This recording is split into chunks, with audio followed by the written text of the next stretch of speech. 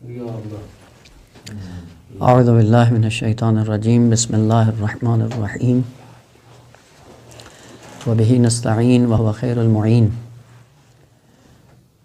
سلسلہ کلام سیرت انبیاء کے عنوان سے جاری تھا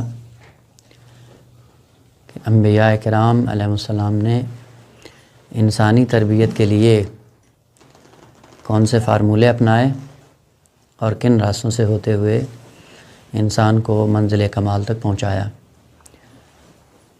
بعض کا سلسلہ یہاں تک آ پہنچا تھا کہ وہ ایک محاذ باطل پر جو انسان کے سامنے رکاوٹ ہے بنام شیطان، اس کو خالق کائنات نے کیا سرمایہ دیا کہ بیان ہو چکا ہے، اور اس نے اپنی پالیسی کا جو اعلان کیا کہ میں کیا کروں گا وہ بھی عرض ہو چکا تھا۔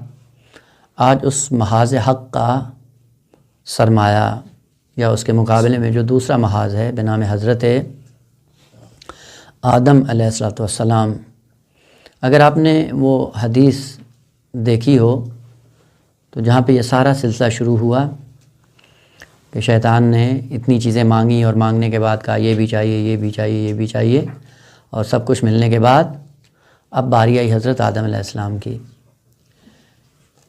اور حضرت آدم علیہ السلام نے ایک ہی سوال کیا کہ الہ العالمین، اتنا کچھ آپ نے شیطان کو دے دیا اور اس کو میری اولاد پر مسلط بھی کر دیا، اور وہ خون کی طرح میری اولاد کے اندر رگوں میں دوڑتا بھی ہے اور آنکھوں سے اوجھل بھی ہے اور ہر شکل میں آ بھی سکتا ہے، البتہ معصومین علیہ السلام کی شکل و صورت نہیں اپنا سکتا، میں کیا کروں؟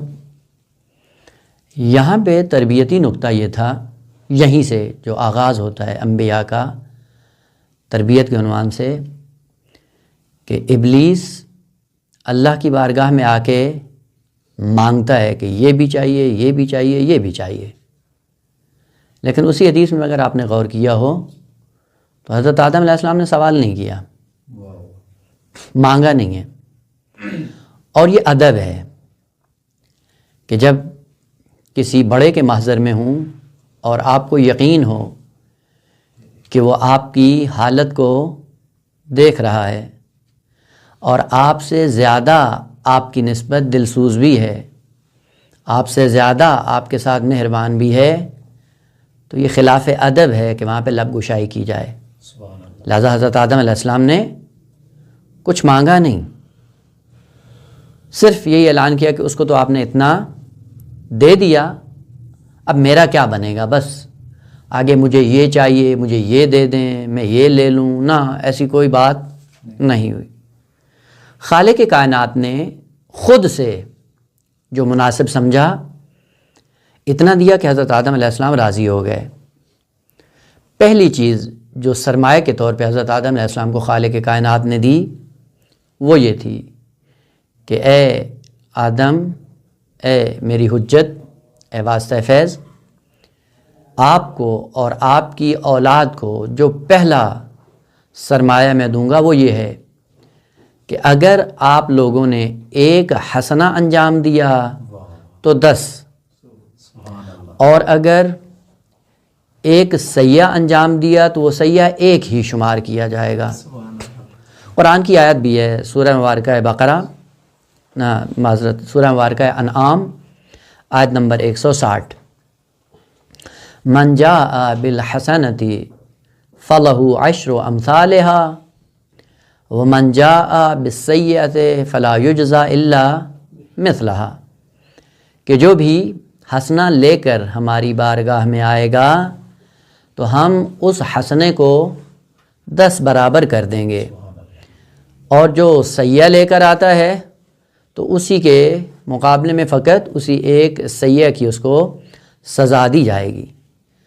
خوب، آیا یہ جو 10 گنا ہے حسنہ، یہ تفضل ہے یا تعبد ہے کہ بس خدا نے کہہ دیا اور حضرت آدم نے مان لیا یا لے لیا، یا خالق کائنات اپنا لطف ظاہر کرنا چاہ رہا تھا تو اس لیے کہا کہ ایک حسنہ 10 دے دوں گا، اور حضرت آدم علیہ السلام بھی راضی ہو گئے۔ حقیقت حال یہ ہے کہ درست ہے کہ تفضل ہے، لیکن اس تفضل کے پیچھے خالق کائنات نے حضرت آدم علیہ السلام سے کہا کہ ہم نے آپ کی خلقت ہی اس طرح سے کی ہے، آدم اور آدم کی اولاد کی تخلیق ہی اس طرح ہوئی ہے کہ جب بھی حسنہ انجام دو گے 10 گنا ہوگا۔ اور یہ بڑا فرق کرتا ہے کہ خلقت کے اعتبار سے انسان ہر عمل ایسا انجام دے جو 10 گنا شمار کیا جائے، تو اس کا راز خود انسان کی تخلیق میں ہے۔ یعنی ہم نے آپ کی خلقت اس طرح سے کی ہے کہ جو بھی آپ اچھائی کریں گے وہ 10 گنا شمار ہوگی۔ اور اس کی وجہ کیا ہے؟ خالق کائنات نے حضرت آدم علیہ السلام کو بدن دیا، بدن کے ساتھ ایک مجرد مخلوق کا ساتھ میں ضمیمہ کر دیا بنام فطرت یا بنام روح، اور اعلان کیا لقد خلقنا الانسان فی احسن تقویم، بہترین ماڈل میں ہم نے اس انسان کو خلقت دی۔ اور اس خلقت کا انداز کیا ہے؟ وہ انداز بڑا انوکھا ہے کہ ایک حسنہ انجام دو گے 10 شمار ہوں گے۔ کیوں؟ ایک بات ہے قرآنی، انشاءاللہ اشارہ کر رہا ہوں، آپ تھوڑا سا مطالعہ کیجئے گا اس پہ، کہ خالق کائنات قرآن میں ارشاد فرماتا ہے کہ انا ہدیناہ السبیل اما شاکرا و اما کفورا، کہ ہم نے انسان کو ایک ہی راستہ دکھایا ہے، سبیلان نہیں کہا ہے۔ اور یہ خود غور طلب بات ہے، ہم اردو میں ترجمہ غلط کرتے ہیں کہ ہم نے خیر اور شر کا راستہ دکھا دیا ہے، نہ، انا ہدیناہ السبیل، صرف ایک راستہ ہم نے دکھایا ہے، دوسرے راستے کی ہم نے رہنمائی نہیں کی ہے، دکھایا ہی نہیں اصلاً۔ البتہ ایک اور آیت ہے کہ انا ہدیناہ النجدین ولسانا وشفتین، وہاں پہ بھی آ کے ترجمے میں مشکل ہوتی ہے، یعنی اشتباہ کرتے ہیں ترجمہ۔ خوب کیا ہے انشاءاللہ مطالعہ کیجئے گا، اگر ذہن میں آئے تو میں خود اس بات کی طرف اشارہ کر دوں گا۔ کیونکہ فطرت دی انسان کو، اس فطرت کا تقاضا کیا تھا؟ اس فطرت کو دینے کے بعد روح نورانی اپنے نور سے خلق کر کے جو انسان کے بدن کے ساتھ ضمیمہ کی، اس کی خصوصیت یہ تھی کہ اس کا رخ خالق کائنات نے اپنی ذات کی طرف رکھا ہے، اور جیسی اس رخ سے ہٹتی ہے تو کیا ہوتی ہے؟ یہ دھندلی ہو جاتی ہے، اس پہ پردہ آ جاتا ہے۔ چونکہ اس کا رخ خالق کائنات کی طرف، جب تک خالق کائنات کی طرف اس کا رخ ہوتا ہے یہ سب کچھ کیچ کرتی ہے، اور سب کچھ سے مراد کیا ہے؟ یعنی صرف خیر ہی قبول کرتی ہے۔ مثال عرض کروں، البتہ مثال وہ سمجھنے کے لیے، وہ پہلے تھا زمانہ، شاید اب بھی ہو، وہ ٹی وی چلانے کے لیے ایک انٹینا لگاتے تھے، انٹینا چھت پہ لے جاتے تھے اور تار اس کی ٹی وی میں لگا دیتے تھے، لگانے کے بعد اس سے کہتے تھے اب اس کو انٹینے کو گھماؤ۔ وہ پہلے وہ جب صحیح ایکشن پہ نہیں آتا تھا انٹینا، تو تصویریں کیا ہوتی تھیں؟ دھندلی ہوتی تھیں، یا کٹی ہوئی ہوتی تھیں، یا تیزی سے چل رہی ہوتی تھیں۔ تو اس میں کو گھما گھما کے جو زاویہ اس کا رخ اپنے ڈگر پہ آ جاتا، تصویر صاف ہو جاتی تھی۔ یہ انسان ایک آئینہ ہے صفات خداوند متعال کا، اور یہ اس وقت خالق کائنات کو صحیح اور صاف دکھائے گا جب اس کا رخ خدا کی طرف ہوگا۔ جس دن خدا سے یہ اس کا رخ ہٹے گا، اسی دن جو تصویریں دکھائے گا وہ خدا کی نہیں ہیں، وہ رخ خدائی نہیں ہوگا۔ لہذا بہت سے ایسے لوگ ہیں کہ بہت کچھ دکھانے کی کوشش کرتے ہیں لیکن وہ جنبہ خدائی ان میں نہیں ہوتا۔ خلقت کو ہم نے یوں کیا ہے کہ آپ کو فطرت دی، فطرت کا رخ ہم نے اپنی ذات کی طرف رکھا، اور یہ اپنی ذات کی طرف رکھا ہے، اس کے اندر یہ ہم نے خصوصیت رکھی ہے کہ تم ایک قدم چلو گے 10 قدم طے کرو گے۔ اور اس کی مثال پھر آپ نے دیکھا ہوگا کہ اگر آپ پانی میں جو تیزی سے چل رہا ہو، اس میں اگر آپ تیراکی کرتے ہیں تو جس طرف پانی جا رہا ہے آپ ایک قدم اٹھاتے ہیں 10 قدم آپ آگے نکل جاتے ہیں۔ لیکن برعکس اگر آپ پانی کے مخالف سمت اگر آپ جانا چاہیں تو جتنی توانائی آپ خرچ کرتے ہیں وہ ایک ہی قدم شمار کیا جاتا ہے. اور یہ خالق کائنات حضرت آدم علیہ السلام کو سرمایہ دے کے بھیج رہا ہے کہ میں نے تیری خلقت اس طرح سے کی ہے کہ تو ایک حسنہ انجام دے گا 10 حسنے کی توفیق مل جائے گی. نہ فقط توفیق مل جائے گی بلکہ 10 قدم تو اللہ کی بارگاہ کی طرف آ جائے گا. لہذا خیرات کو انجام دینا، حسنات کو انجام دینا چونکہ فطرت کے مطابق ہے اور فطرت کرو خدا کی طرف ہے، لہذا حسنات میں انسان تیزی سے بڑھ جاتا ہے. بس اوقات آپ نے دیکھا ہوگا تاریخ میں کہ 1000 سالوں کا سفر انسان ایک لمحے میں طے کر جاتا ہے، اور اس کی وجہ یہ ہے کہ جب فطرت کرو خدا کی طرف ہو جاتا ہے پھر راستہ انسان کے لیے آسان ہو جاتا ہے. اسی لیے سورہ مبارکہ بقرہ میں آیت نمبر 286 خالق کائنات کا ارشاد ہے، لہا ما کسبت وعلیہا مکتسبت. لہا، لام یہاں پہ انتفاع کے لیے ہے، فائدہ کے لیے استعمال ہو رہا ہے. لہا، ہا کا مرجع نفس ہے، چونکہ پہلے تذکرہ نفس کا ہو رہا ہے کہ نفس کو ہم نے اس طرح سے خلق کیا کہ ہم لا یکلف اللہ نفسا الا وسعہا، جتنی اس کے اندر استعداد ہے استعداد کے مطابق ہم تکلیف کو جال کرتے ہیں. توانائی سے بڑھ کر ہم کسی پہ بوجھ نہیں ڈالتے. فوراً ارشاد ہوا لہا ما کسبت، اس نفس کے نفع میں ہے ما، ہر وہ چیز جو کسبت کسب کرتا ہے، وعلیہا، اور اسی نفس کے ضرر اور نقصان میں ہے مکتسبت، جو اکتساب کرتا ہے. جب فائدے کی بات آئی تو لفظ کسب استعمال ہوا، اور جب ضرر کی بات آئی تو لفظ اکتساب. اور آپ کو پتہ ہے یہ کلمات جب مجرد سے مزید فی میں جاتے ہیں تو معنی ان کے چینج ہو جاتے ہیں. کسب عربی میں کہتے ہیں ہر وہ چیز جو آسانی سے حاصل کر لے وہ کسب کہلاتا ہے، اور وہ چیز جو مشقت سے زحمت سے حاصل کرے اس کو اکتساب کہا جاتا ہے.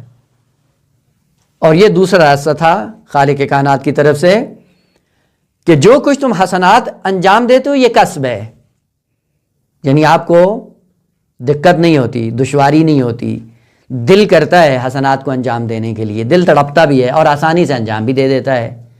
لیکن گناہ کی طرف حرکت کریں، گناہ کیا ہے؟ کسب نہیں ہے، اکتساب ہے. یعنی پہلا گناہ جو زندگی بھر انسان نے انجام نہ دیا ہو اس گناہ کو انجام دے کر دیکھیں، آسان ہے؟ یقیناً آسان نہیں ہے. پس گناہ کو فطرت کے ساتھ عجین نہیں کیا خدا نے، اسی لیے فطرت پر یہ بوجھ ہے، تحمیل ہے، ٹھونسا جاتا ہے. اور جب ٹھونسا جائے تو پھر کیا ہوتا ہے؟ چونکہ فطرت اس کو قبول نہیں کرتی، کیا ہو جاتا ہے؟ سازگار جب فطرت کے ساتھ نہیں ہوتا قے کر دیتا ہے انسان. آپ نے دیکھا ہوگا وہ بچے جنہوں نے کھانا کبھی چھوڑ دیا ہو یا ان کی اشتہا بجھ جاتی ہے، بھوک مر جاتی ہے، تو زبردستی والدین کے ڈر سے وہ کھانا جب آپ بچوں کے ٹھوستے ہیں اور وہ کھاتے ہیں تو کیا ہوتا ہے؟ ہاں کہہ کر دیتا ہے، چونکہ سازگار نہیں ہے میرے کے ساتھ. وہ گناہ فطرت کے ساتھ سازگار نہیں ہے، اس لیے خالق کائنات نے کہا اکتسبت، اکتساب ہے، زحمت ہے. البتہ یہ بھی ذہن میں رہے کہ جب انسان گناہ کی وادی میں آتا ہے تو پھر گناہ اتنے تکرار کے ساتھ انجام دیتا ہے کہ ایسا ایسا وہ اس کا ملکہ بن جاتا ہے، پھر آسان ہو جاتا ہے ان کے لیے. البتہ وہ بھی انسان کے سوء اختیار سے ہے، انسان کی اپنی غلطی ہے جس کے نتیجے میں گناہ انسان کی فطرت ثانی یا عادت ثانی بن جاتا ہے. وہ پہلا سرمایہ یہ دیا کہ من جاء بالحسنۃ فلہ عشر امثالہا، یہ پہلا اجر ہے، یہ سرمایہ ہے، اس کو لے کر جاؤ دنیا میں اور جا کر اپنے آپ کو کمالات کی منزل کی طرف گامزن کرو. یہ پہلا سرمایہ تھا جو حضرت آدم علیہ السلام کو دیا گیا. دوسرا کہا کہ فقط یہ نہیں ہے، مقام عمل میں نہیں بلکہ حسنات اور سیئات کی دنیا میں اگر حسنے کی نیت کر لیتے ہیں تو خالق کائنات نے کہا میں وہ کمال دے دوں گا، وہ اجر دے دوں گا. لیکن اگر سیئہ کی نیت کی، گناہ کی نیت کی تو کوئی سزا نہیں دوں گا. یہ دوسرا سرمایہ ہے، یہ بھی تفضل ہے. نیت خیر کرے اجر مل جائے، لیکن نیت گناہ کرے اور سزا نہ ملے، یہ تفضل دوم ہے، سرمایہ دوم. اسی لیے دیکھیں انسان رات کو سوتا ہے، فقط یہ نیت کر کے سو جاتا ہے کہ انشاءاللہ صبح اٹھوں گا، نماز شب پڑھوں گا، اور نیند کے غلبے کی وجہ سے انسان بیدار نہیں ہو پاتا، تو خالق کائنات ملائکہ سے کہتا ہے کہ لکھ دو، کیونکہ نیت خیر ہے، اور نیت خیر خود ایک عمل خیر ہے، اس عمل کا اس کو اجر دے دیا جائے۔ لہذا روایات میں بھی ہے کہ نیت المؤمن خیر من عملہ و نیت الکافر شر من عملہ۔ وہ نیات کا رول ہے، البتہ یہ بھی ذہن میں رہے کہ نیت خود عمل انسانی ہے، یہ ذہن میں رہے۔ ہاں، نیت ایسا نہیں ہے کہ ہم نے فقط سوچ لیا، اور نہ، نیت خود ایک عمل ہے، عمل جوانحی۔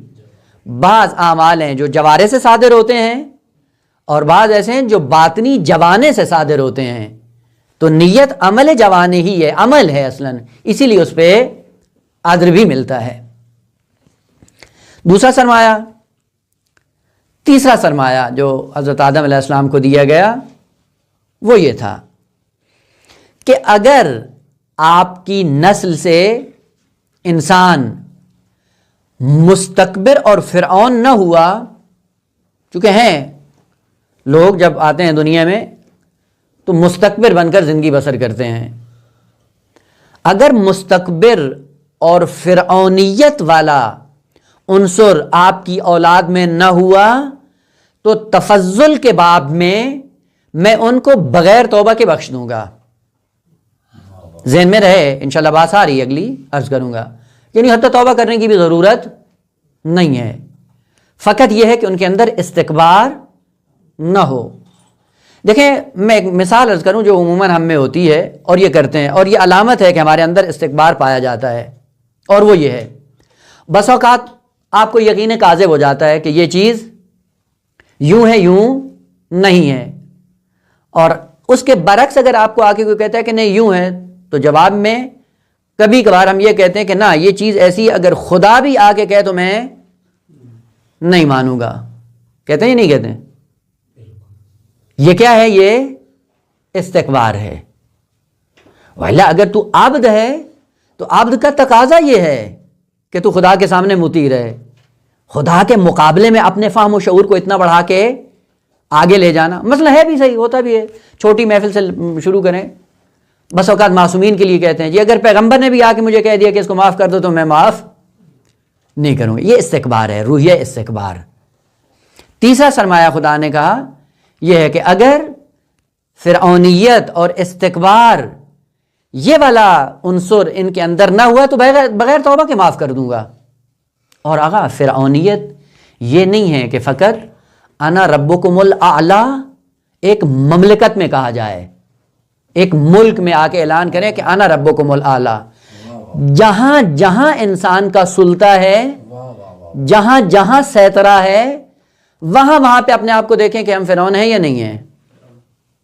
وہ ایک چھوٹے سے گھر میں خالق کائنات 2 بچے دیتا ہے، 3 بچے ہیں، 4 ہیں، 1 ہے، ہوئے بچوں پہ یا بیوی میرا خیال ماتات ہے، بعض امور میں ولایت رکھتا ہے شوہر بیوی پر، اس گھر میں یہ فرعون بنا ہوا ہے۔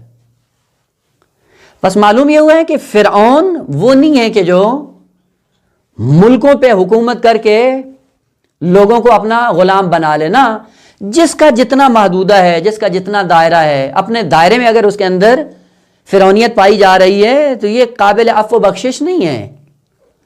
اب آغا جوادی حفظہ اللہ کی تعبیر کے مطابق کہ ہم اگر اپنے گریبان میں جھانک کر دیکھیں تو ہم سب فرعون ہیں، لیکن ہر ایک کا مصر اپنے اعتبار سے ہے۔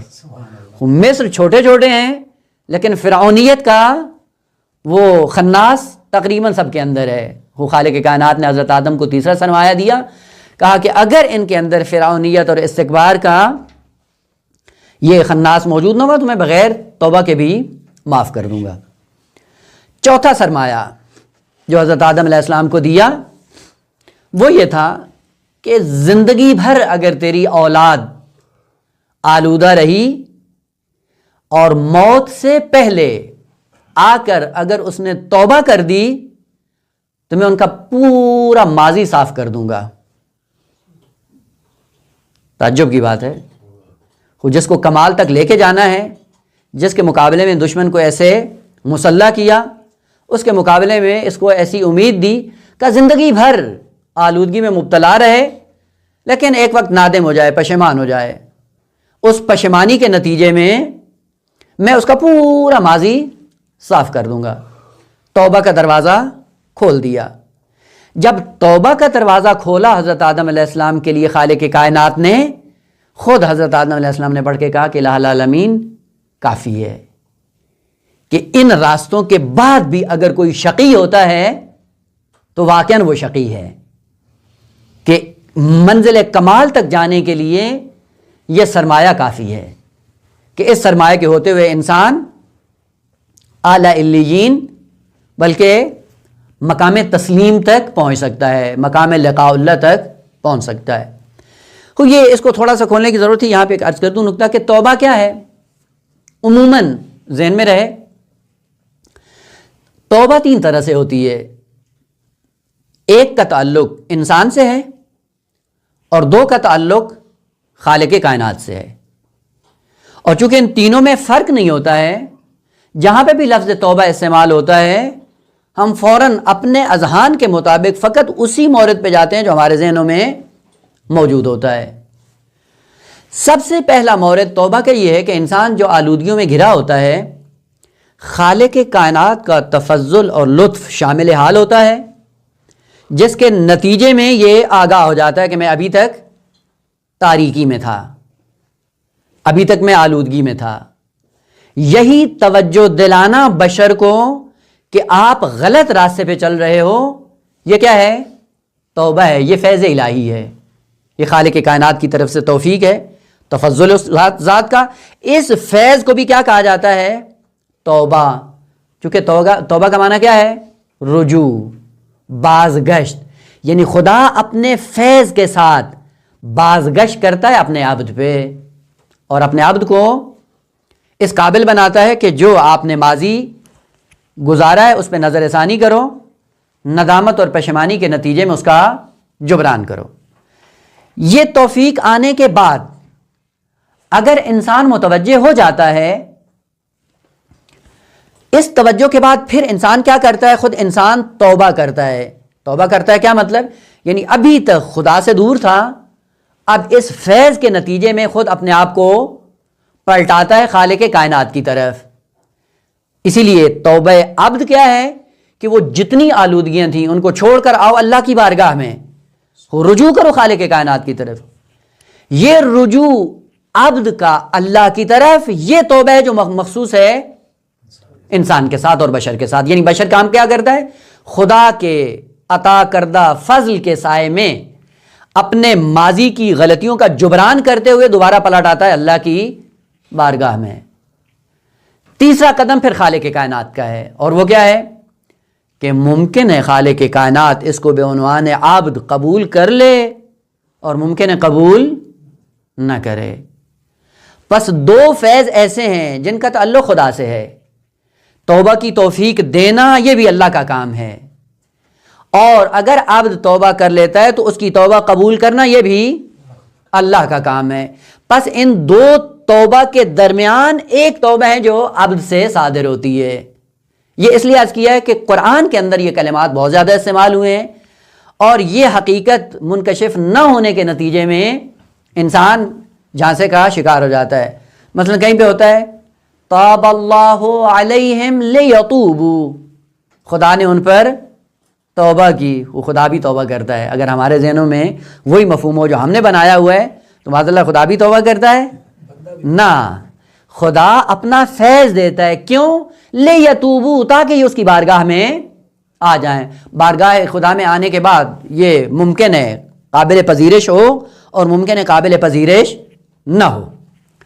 دوسری چیز کہ اگر تائب انسان جس کی توبہ قبول ہو جاتی ہے، وہی تیسرا مرحلہ، یعنی پہلے خدا توفیق دے، پھر انسان اپنے ماضی کی غلطیوں کا جبران کرے اور خالق کائنات اس کی توبہ کو قبول کر کے اپنا بندہ شمار کر لے اور اپنے بندوں میں اس کو جگہ دے دے۔ اس کا مقام کیا ہے، اس کا درجہ کیا ہے، یعنی درجات کمالی میں یہ کہاں پہنچتا ہے؟ یہ تائب کی بات کر رہے ہیں، مومن کی نہیں، جس نے کبھی اپنے آپ کو آلودہ نہیں کیا، فقط تائب کی بات ہے۔ معروف داستان آپ نے سنی ہوگی، مدینہ کی سرزمین پہ ایک بہت بڑا ڈاکو جو ہمیشہ دیواریں پھلانگ کے لوگوں کی چوریاں کرتا تھا، نام ہے نا ذہن میں، جنہوں نے سنا ہوگا ذہن میں، آسن ایاز، یہ چور تھا، ڈاکو تھا۔ ایک رات ایک گھر میں چوری کرنے کے لیے جاتا ہے تو اندر سے قرآن کی تلاوت کی آواز آ رہی تھی، الم یأن للذین آمنوا ان تخشع قلوبہم لذکر اللہ، آیا وہ وقت آ نہیں پہنچا ہے مومنین کے لیے کہ ان کے دل ڈر جائیں خشیت خدا سے اور خود کو خدا کی بارگاہ میں پہنچا دیں۔ جیسے ہی اس نے اس آیت کو سنا تو فوراً آواز دی اس نے، ہاں قد حان الوقت، ہاں وہ وقت آ گیا ہے۔ وہیں پہ اس نے سب کچھ چھوڑ دیا۔ اور پھر توبہ کا معنی یہ نہیں کہ چھوڑ دیا ہے، نہ، جبران کرنا ہے، جو غلطیاں پہلے کی ہیں ان کا جبران کریں۔ وہ جبران کرنے کے نتیجے میں خصوصاً حقوق الناس۔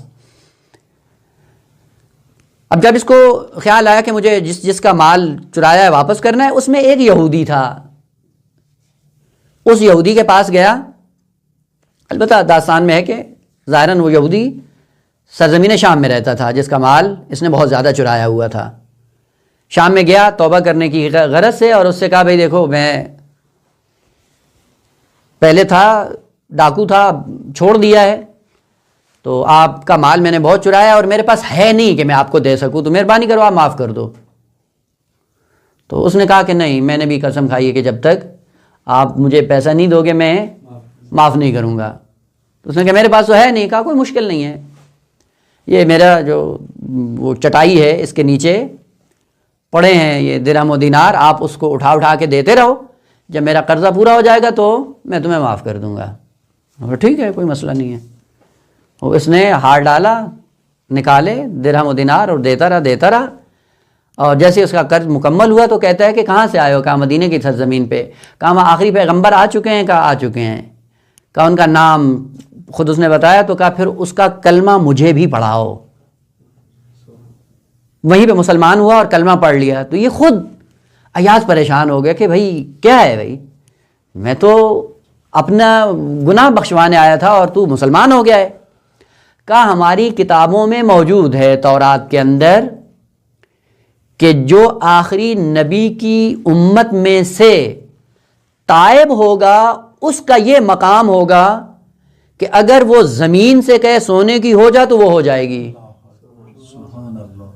کہا میری چٹائی کے نیچے کچھ بھی نہیں تھا، میں اس صدد میں تھا میں دیکھوں کہ تو آخری نبی کی امتی بنا ہوا ہے یا نہیں، اور اگر واقعا تو حقیقی تائب ہے تو تیرے اندر یہ کمال ہونا چاہیے۔ تائب کا یہ مقام ہے، تائب کا، مومن کا نہیں، جس نے کبھی اپنے آپ کو آلودہ نہیں کیا ہے۔ جو واقعا آلودہ نہیں کرتے ان کا مقام کیا ہوگا، انشاءاللہ آئے گا ذیل میں، اس کی طرف بھی اشارہ ہوگا۔ یہ سرمایہ دیا خالق کائنات نے آدم کو اور نسل آدم کو، کہا کہ اس توبہ کے عنصر کے بعد آؤ میری ذات کی طرف سفر کرو، دیکھو کتنا جلدی میری ذات کی طرف پہنچ سکتے ہو۔ لفظ آ گیا توبہ کے، یہیں پہ عرض کر دوں کہ توبہ جو ہے پھر مصداقی اعتبار سے 3 طرح کی ہوتی ہے۔ پہلا درجہ توبہ کا کیا ہے کہ انسان اگر توبہ کرتا ہے اور ماضی کا جبران کرتا ہے، اس توبہ کا اثر یہ ہوتا ہے ستاریت، حجاب، پردہ پوشی، یا جس کو قرآن نے کہا ہے تکفیر۔ کافر کو کافر اس لیے کہتے ہیں کہ وہ چھپا دیتا ہے، وہ کسی حقیقت کو چھپا رہا ہوتا ہے، وہ حقیقت جو عیاں ہو توحید، اس کو جب چھپاتا ہے تو کافر کہلاتا ہے۔ اور ضمناً اسی لیے کسان کو بھی کافر کہتے ہیں، چونکہ بیج کو لے کر زمین کے دل میں چھپا دیتا ہے۔ اب اس کا مطلب یہ نہیں کہ جا کے آپ کسان سے کہیں آپ کافر ہیں، ہاں وہ عکس العمل جو ہوگا پھر آپ خود ہی جانیں گے۔ تکفیر یہ پہلا اثر ہے توبہ کا۔ خالق کائنات نے سورہ مبارکہ نساء آیت نمبر 31 میں ارشاد فرمایا، ان تجتنبوا کبائر ما تنہون عنہ، اگر تم اجتناب کرو ان کبیرہ گناہان سے کہ جن سے تمہیں روکا گیا ہے، تو کیا کریں گے؟ نکفر عنکم سیئاتکم، صغیرہ گناہوں پہ پردہ ڈال دیں گے، یعنی توبہ کرنے کی ضرورت نہیں ہے۔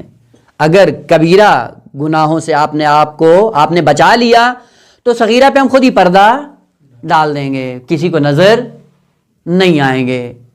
اور یہ عمل تکفیر یہ ہے کہ قیامت میں ہے، اس کے نامہ اعمال میں، اس کی ذات میں خبث ہے، آلودگی ہے، لیکن خالق کا لطف یہ ہوگا کہ کسی کو نظر نہیں آئے گا۔ یہ پہلا درجہ ہے توبہ کا، کہ آلودگی ہونے کے باوجود نظر نہیں آئے، چھپ جائے گی، لیکن ہے تو صحیح نا، اندر ہوتی ہے لیکن ظاہراً نظر نہیں آتا۔ اگر مثال عرض کریں، بعض لوگ دیکھتے ہیں چلتے ہیں بڑے صحیح و سالم نظر آتے ہیں، لیکن اندر کینسر جب ہوتا ہے تو پتہ نہیں چلتا ہے، لیکن ایک دن جب وہ کینسر ظاہر ہوتا ہے تو پھر انسان ڈھیر ہو جاتا ہے۔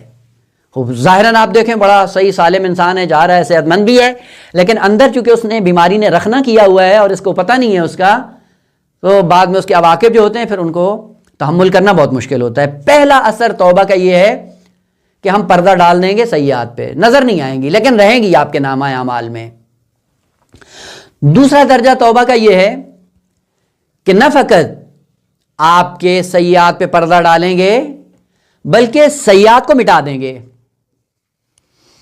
یعنی جو کچھ انسان نے آلودہ کیا ہوا تھا اپنے باطن کو، اپنی روح کو، اپنی فطرت کو، اپنی طبیعت کو یا اپنی ذات کو، وہ جو آلودہ کیا ہوا تھا اس آلودگی کو مٹا دیں گے۔ آپ نے دیکھا ہوگا یہ بچے لکھتے ہیں، ہوم ورک کرتے ہیں کاپی بھی لے کر، تو پینسل سے لکھتے ہیں، وہ یہ پینسل سے غلط لکھ دیتے ہیں تو فوراً کیا کرتے ہیں، ربڑ میٹ سے مٹا دیتے ہیں۔ یہ ربڑ میٹ کیا ہے؟ یہ ربڑ میٹ انسان کے لیے توبہ ہے۔ یہ توبہ کیا کرتی ہے کہ جو کچھ آپ نے لکھا تھا وہ مٹا دیں گے۔ وہ جب مٹا دیں گے تو کیا کرے گا؟ ظاہراً سورہ مبارکہ ہے رعد آیت نمبر 39، یمحو اللہ ما یشاء، خدا مٹا دے گا، لیکن کون سے مٹائے گا؟ خوب یہ مشیت خدا پہ ہے۔ اگر وہ اوصاف ہوئے کہ جن اوصاف کے بل بوتے پہ انسان اپنے آپ کو تائب کی اس منزل پہ لے جاتا ہے کہ جتنی آلودگیاں تھیں ان کو مٹا دے، تو خالق کائنات نے کہا دوسرا درجہ یہ ہے کہ ہم آپ کے سیئات کو مٹا دیں گے۔ تیسرا درجہ جو سب سے بالاتر ہے توبہ کا، وہ کیا ہے کہ نہ فقط یہ کہ ہم پردہ ڈالیں گے، نہ یہ کہ ہم اس کو مٹا دیں گے، آپ کی ذات میں جو آلودگی تھی، جو سیئہ تھا، اس سیئہ کی شکل چینج کر کے حسنہ بنا دیں گے۔ سبحان اللہ۔ آخری درجہ توبہ کا، اس تفضل کے ساتھ حضرت آدم سرمایہ لے کر اس دنیا میں، مثلا فرض کریں ساری زندگی انسان کی گناہوں میں گزری، گناہ بوجھ ہے، ثقل ہے، اور یہ بوجھ انسان کی پیٹھ کو بھاری کر دیتا ہے، حرکت کرنے سے روک دیتا ہے، لیکن یہی بوجھ اگر انسان کے لیے حسنہ بن جائے تو یہ کہاں پہنچے گا؟ سیئات کو حسنات میں تبدیل کرنا یہ توبہ کا آخری درجہ ہے، لیکن اس کے لیے شرائط ہیں۔ نمونہ بھی یاد کر دوں، سورہ مبارکہ فرقان آیت نمبر 70، من تابا، توبہ کرے، وآمنا، توبہ کے بعد ایمان محکم، عمل صالح، خوب یہ کون ہوں گے؟ فاولئک یبدل اللہ سیئاتہم حسنات، تبدیل کر دے گا، سیئہ نہیں رہے گا، اب سیئہ کس میں تبدیل ہو جائے گا؟ حسنہ میں۔ وہ جو اتنا بوجھ اٹھایا ہوا تھا گندگی کا، وہ خالق کائنات ایسا کیمیاگر ہے کہ بے قیمت چیز کو قیمت عطا کر دیتا ہے۔ نمونہ اس کا تاریخی ایک جو سب کے سامنے ہے وہ جناب حور کا نمونہ ہے۔ وہ جو قعر جہنم میں تھا، ایک لمحے میں کیا ہوا کہ سیئات ساری حسنات میں تبدیل ہو گئیں۔ وہ امامت کو اگر اس طرح سے قبول کرو تو پھر سیئات حسنات میں تبدیل ہو جاتی ہیں۔ اور یہ کیمیائی گری آپ دیکھتے رہتے ہیں، مثال کے ساتھ اگر اس کو واضح کرنا چاہیں، آپ نے دیکھا ہوگا کہ مٹی کو اٹھاتے ہیں کیا بن جاتی ہے؟ ہاتھ لگاتا ہے کیمیائی گر، ہے مٹی، عام مٹی ہے، لیکن کیا ہے؟ عام مٹی ہے، لیکن جب کیمیائی گر کے ہاتھ میں آتی ہے مٹی نہیں رہتی، ہیرے بن جاتی ہے، جواہرات بن جاتی ہیں، سونا بن جاتی ہیں۔ معروف واقعہ امام رضا علیہ الصلوۃ والسلام کا اللهم صل على محمد وآل محمد وعجل فرجہ۔ جب امام علیہ السلام کو مدینہ کی سرزمین سے اغوا کر کے اس ملعون نے مرو کی طرف بلایا، نشاپور میں پہنچے، نشاپور میں کچھ قیام کیا۔ اس قیام کے دوران ایک شخص آیا جس نے امام علیہ السلام کے محاسن ٹھیک کیے، یعنی تھوڑا مرتب کر دیے، محاسن یعنی داڑھی وغیرہ سیٹ کی، خط کر دیا۔ اور امام علیہ السلام نے کہا کہ مانگو، کتنا مانگنا ہے، کیا چاہیے؟ کہا مولا نہیں، کچھ بھی نہیں چاہیے۔ تو امام نے کہا نہیں مانگو، شرماؤ نہیں، جو چاہیے میں دیتا ہوں۔ تو کہا نہیں مولا مجھے کچھ بھی نہیں چاہیے۔ امام نے کہا مگر ہم اہل بیت کسی کا حق رکھتے نہیں ہیں، تم مانگو۔ جب تیسری مرتبہ امام نے کہا مانگو اور اس نے کہا کہ نہیں مولا نہیں چاہیے، وہاں پہ ایک بہت بڑا پتھر پڑا تھا، امام نے کہا یہ اٹھا کے دو۔ اس نے اٹھا کے دیا، امام نے ہاتھ لگایا اور پھینک دیا، کہا یہ لے لو۔ دیکھا تو وہ سارا سونا بنا ہوا ہے۔ یہ ہے کیمیاگر، مٹی کو سونا بنا دینا۔ اور یہ کہاں سے آتا ہے؟ جو مظہر صفات خداوندی ہو وہ یوں ہی ہوتا ہے کہ خدا کا کام ہے سیئات کو حسنات میں تبدیل کرنا، یعنی بی ارزش چیز کو با ارزش بنا دینا، بے قیمت کو قیمتی بنا دینا۔ وہ عام مٹی ہے، کوئی ارزش نہیں تھی، کیمیاگر کے ہاتھ میں آئی سونا بن گئی، لیکن وہ بھی کوئی عام آدمی نہیں تھا، اس نے سونا پھینک دیا۔ کہا مولا اگر دینا ہے تو پھر یہ نہیں چاہیے۔ کہا کیا چاہیے؟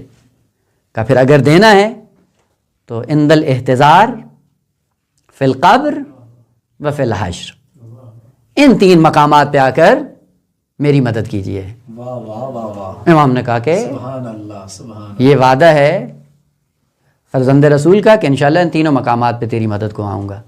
اور یہی وجہ ہے کہ امام علیہ السلام کے لیے ہے کہ جو امام رضا علیہ السلام کا ظاہر بنتا ہے، امام علیہ السلام کا وعدہ ہے کہ ان تین مقامات پہ میں اپنے ظاہر کی زیارت کرنے آؤں گا۔ چلے گئے امام علیہ السلام مرو میں، اور کئی ایک پادریوں کے ساتھ مناظرے میں مشغول تھے کہ اچانک دیکھا امام غائب ہو گئے، غائب ہو گئے، نظر نہیں آ رہے ہیں۔ اور تھوڑا سا عرصہ جب گزرتا ہے تو پھر دیکھتے ہیں کہ امام وہیں تشریف فرمایا جہاں پہ پہلے بیٹھے ہوئے تھے۔ بڑا تعجب ہوا لوگوں کو کہ کیا ہوا؟ پوچھا انہوں نے کہ مولا آپ کہاں گئے تھے، کیا ہوا، نظر نہیں آ رہے تھے؟ تو کہا کہ ایک وعدہ کیا تھا نشاپور سے آتے ہوئے، اور اس وعدے کا وقت آ گیا تھا، وہ وعدہ نبھانے گیا تھا۔ عالم احتضار میں جیسے یہ محب پہنچتا ہے، امام رضا علیہ السلام ملک الموت سے خطاب کرتے ہیں، تمہیں پتہ نہیں ہے کہ یہ امام رضا کا ظاہر ہے؟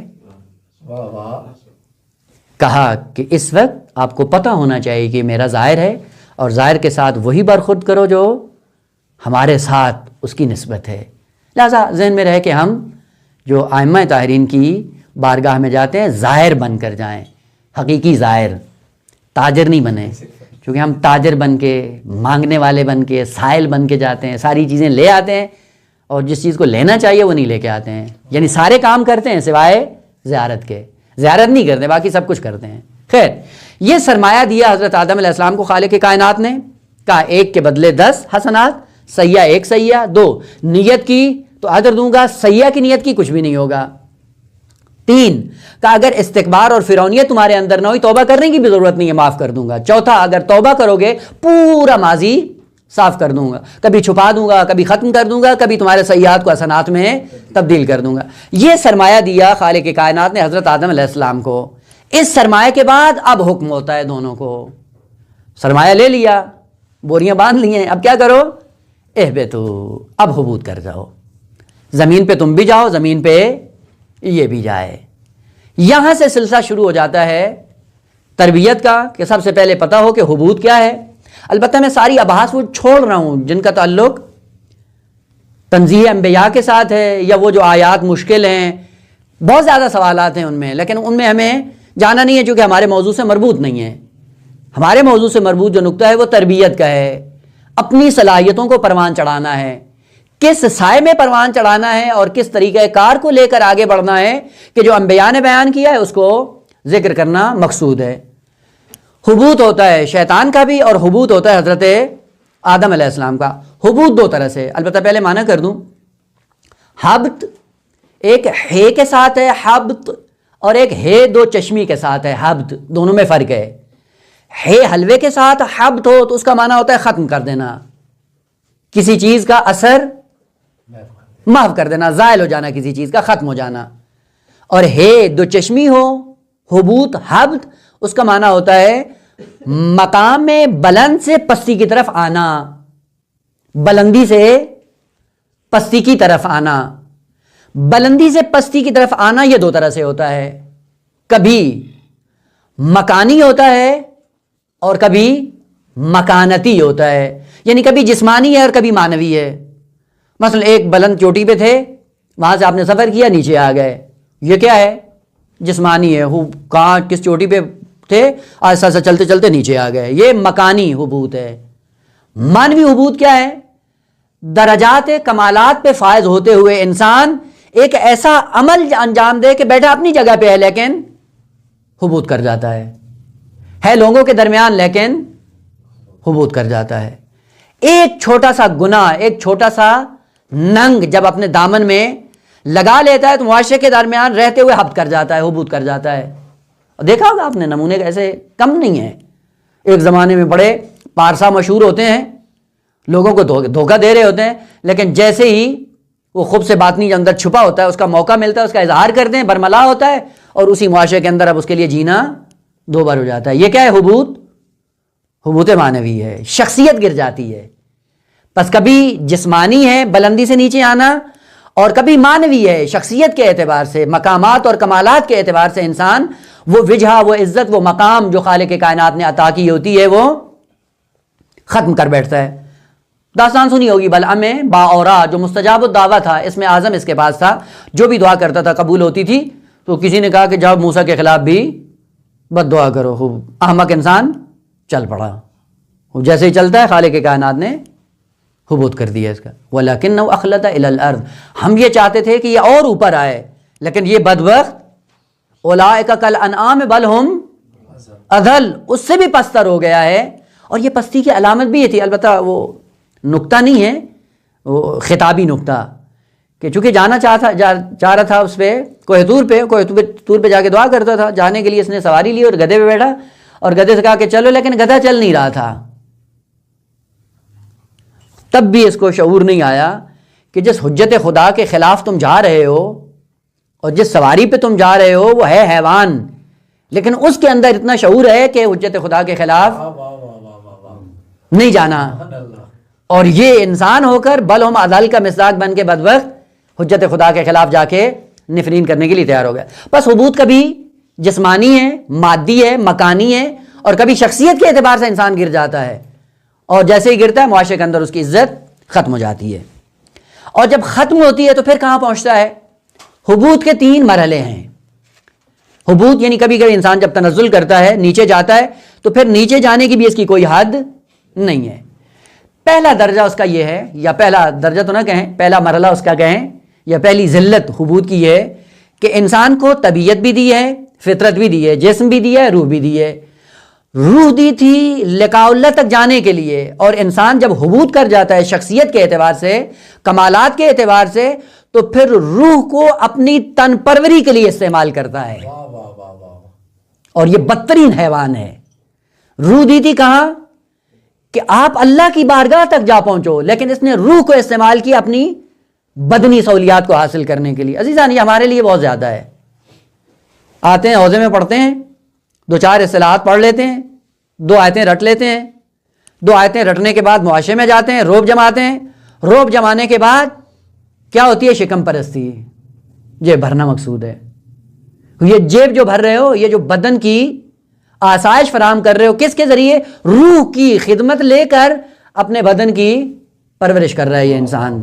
وہ خالق کائنات نے کہا اولئک کالانعام بل ہم اضل. یہ روح میں نے اس لیے نہیں دی تھی کہ اس روح کو تم خادم بنا کر اپنے پیٹ کو پالنا شروع کر دو.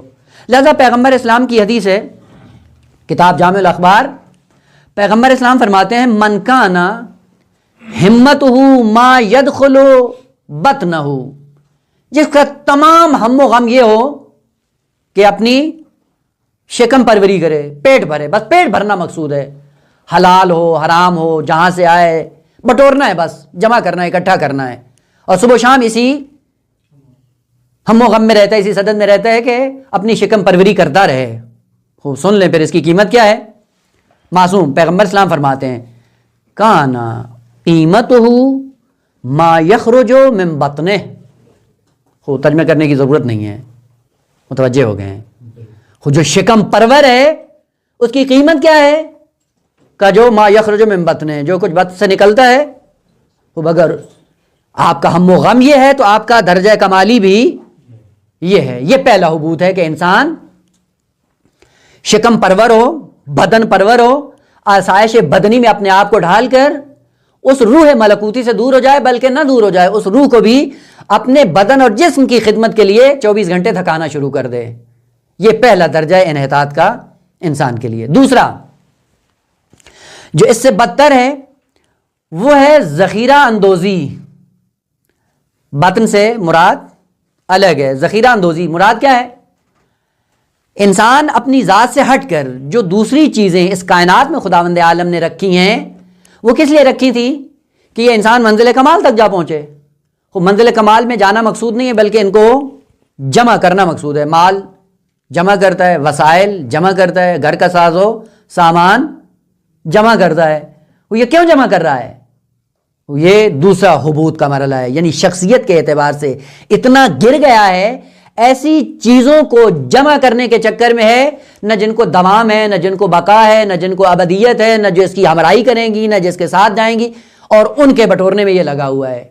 یہ ہے جب مقام اور مقام انسانیت سے گرتا ہے تو پھر یہ چیزیں بٹورنا شروع کر دیتا ہے. اور چہ بسا اتنا جمع کرتا ہے کہ اگر اس کے ہم نو مصیبت میں مبتلا ہوں تو اس کے کانوں پہ جوں بھی نہیں رینگتی ہے. اس کو اپنا ہم غم ہے کہ اس کو اکٹھا کرنا شروع کر دو. قرآن کی آیت بھی ہے وَتُحِبُّونَ الْمَالَ حُبًّا جَمًّا، کہ مال کی نسبت ہماری محبت کیا ہے کہ انبار کرتے ہو تم مال کو، اور یہ مال کی محبت تمہارے اندر اتنی راسخ ہو چکی ہے کہ تمہیں اپنا مقصد بھول گیا جس مقصد کے لیے تم دنیا میں آئے تھے. یہ دوسرا مرحلہ ہے انحطاط کا اور حبوط کا کہ اس حبوط کے بعد انسان پھر ہم نو پہ کوئی رحم نہیں کھاتا، ترحم نہیں کرتا.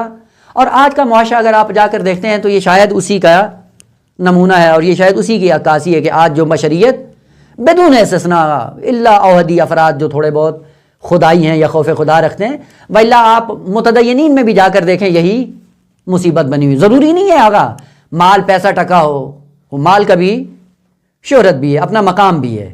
وہ اپنے مقام کے بٹورنے کے چکر میں ہوتے ہیں. وہ ہم نے یہ بات یہاں پہ کر دی تو کوئی اور بیان کر دے گا تو ہماری حیثیت کیا ہوگی. لہذا بتاتے ہی نہیں ہیں، علمی بات نہیں بتاتے ہیں، علمی سوال نہیں بتاتے ہیں. ہاں جی انشاءاللہ کبھی آئیں، پھر آستانے پہ آئیں، 2-4 مہینے رہیں، پھر ہم آپ کو بتائیں گے. وہ کیا ہو تم؟ یہ انحطاط ہے، یہ حبوط ہے انسان کا دوسرے مرحلے میں. تیسرے مرحلے میں جب انحطاط اپنی آخری حد کو پہنچتا ہے تو یہ انسان حیوانیت سے نہ فقط یہ کہ گر جاتا ہے بلکہ شیطانیت کو بھی شرما دیتا ہے. اور وہ کیا ہے کہ فقط یہ نہیں کرتا کہ مجھے بٹورنا ہے، کہا نہ، بٹورنے کے ساتھ ساتھ جمع کرنے کے ساتھ ساتھ کیا ہوتا ہے، کہتا نہیں اس کے بعد ہر چیز میری غلام بن کر رہے، حکم میرا رہے، بات میری رہے. انا ربکم الاعلی.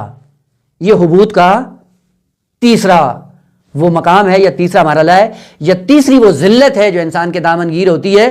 اور پھر کیا کرتا ہے کہ انا ربکم الاعلی. آپ کو جرأت کیسے ہوئی؟ آپ میرے سامنے کھڑے ہوئے، میرے خلاف آپ نے بات کی، یا آپ کو جرأت کس نے دی ہے کہ آپ ہماری سطح پہ آ کے بیٹھ گئے؟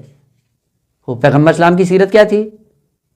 غلاموں کے ساتھ جب بیٹھتے تھے پتہ نہیں چلتا تھا کہ ان میں کوئی رئیس ہے یا کوئی مرؤوس ہے.